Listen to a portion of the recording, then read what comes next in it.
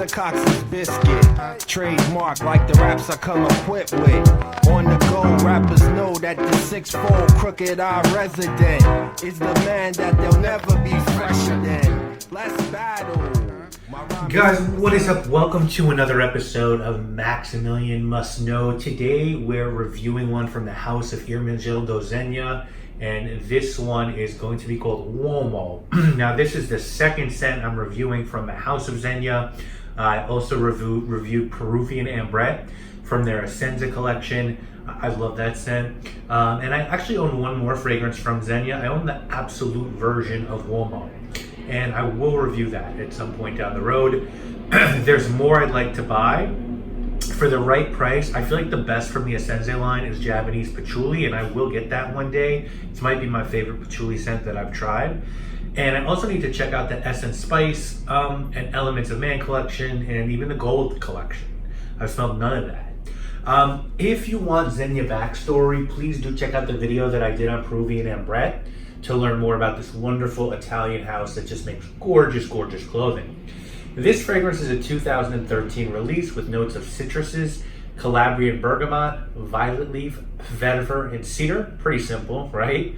I got my 30 ml bottle from Nordstrom Rack for $33, probably overpaid a little bit.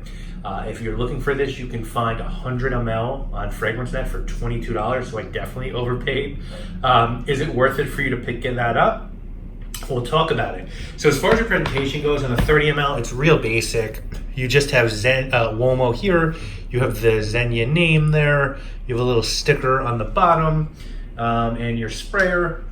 Pretty basic, but works well. Again, this is the 30 ml bottle, so it's the mini.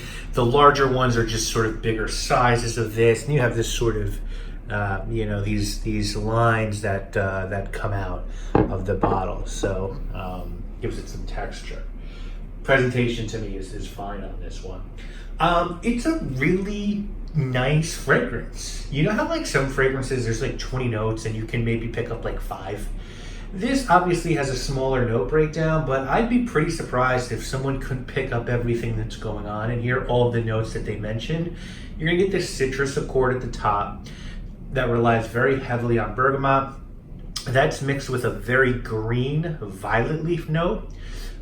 It's a bright scent tempered by woods and green notes, because you have a middle and base of this fragrance built on a soapy vetiver and a warming cedar note. It's really quite nice. I like this one when I bought it, and as you can see, I've worn it quite often. The mix of the violet and the vetiver with the cedar is unique, and it makes it, to me at least, quite a step up from other designer scents, certainly in this price range. I feel like you're just getting some good quality here with this fragrance. Now again, it's not super complex, but it's a good high quality simplicity that I personally find to be very appealing. It's also a competent performer. This one goes about 8 hours with about 6 hours of projection. There's some sillage here. It's not loud, but it's there, and you'll notice it as will others. I feel like I say this all the time, but anyone can wear whatever they like. I feel like this one was just clearly marketed towards men and will probably do better, but certainly wouldn't be out of place on a woman. Ideally, this is a great office scent for the springtime, but I actually think you can get away with this one in any season, winter included. That woody base with the vetiver makes this one smell quite clean, and it's never wrong to smell clean. With that said, this is going to do better for you in the springtime. If someone were first let's actually talk about if you can't get your hands on this and you're looking for something similar, what you might do. Violet leaf is always going to give Fahrenheit comparisons, but for a men's designer would be a much more incomplete version of that. I'd say it's a little bit more like aqua Fahrenheit, but I find this to be fairly unique. Now I do have to admit, what comes closest to this, and it's fairly close, is YSL L'Homme Libre, the Cologne tonic version and the original. But this is going to be pretty significantly less expensive than both of those options.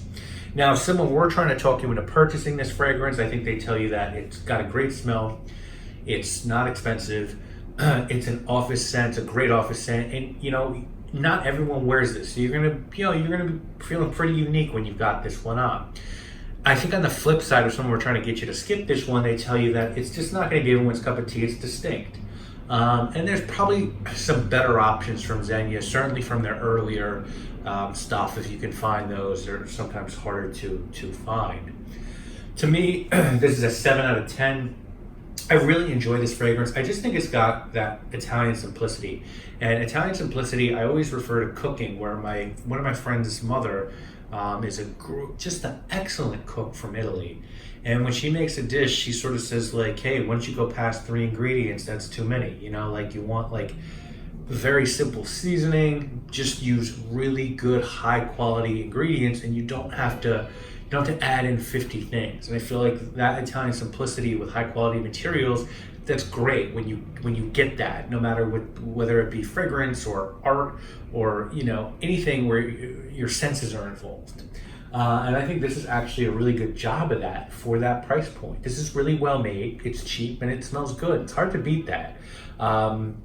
But you might not love it if you're not a Violet Leaf fan, but if you are a Violet Leaf fan, I feel like you have to at least give this one a look.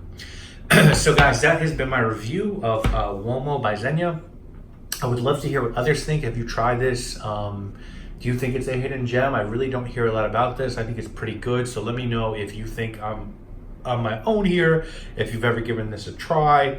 If it's something that interests you, leave a comment and let me know. Of course, I try to answer them when I can.